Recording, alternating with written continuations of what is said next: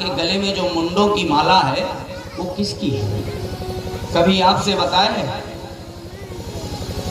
पार्वती मैया ने कहा कि ये बात तो कभी नहीं बताए। तो कहा ठीक है, जब आएंगे तो पूछ लेना। इतना कह करके नारद जी वहां से चले जाते हैं और इधर भगवान भोलेनाथ आते हैं। पार्वती मैया कहने लगी भगवान भोलेनाथ से, कहा कि प्रभु एक बात आप हमसे छुपा करके रखें। कहा क्या? कहा कि आज बताना पड़ेगा। कहा क्या बात? पूछो तो। कहा ये जो आपके गले में मुंडों की माला है ये किसकी है? जब पार्वती मैया ने इस प्रकार पूछा तो भगवान भोलेनाथ कहने लगे, कहा कि देवी एक बात बताओ। कहा क्या? कहा ये बताओ कि नारद जी तो नहीं आए थे? तो कहा हाँ नारद जी तो आए थे। तो कहा ठीक है, मैं समझ गया देवी, मैं ये जो मेरे गले में मुंडों की माला है ये किसी और की नहीं है, ये तुम्हारे ही सिर है। कहा वो कैसे? कहा कि जब तुम जन्म लेती हो तुम्हारा विवाह मेरे साथ होता है और जब तुम इस धराधाम को छोड़ करके जाती हो तो तुम्हारे सिर को काट करके और मैं पहन लेता हूं।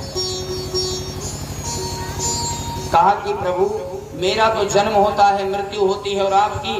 भगवान भोलेनाथ ने कहा कि मेरी मृत्यु नहीं होती। कहा वो क्यों?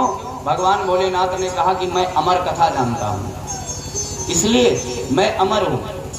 तो कहा कि प्रभु आप वो अमर कथा आप मुझे भी सुना दो, मैं भी अमर हो जाऊं। बार बार जन्म लेना, बार बार मरना, इससे फुर्सत मिल जाए। तो कहा कि देवी अगर तुम्हारी इच्छा है तो मैं आपको ये अमर कथा जरूर सुनाऊंगा, लेकिन ध्यान ये रहे कि यह अमर कथा कोई और न सुन पाए।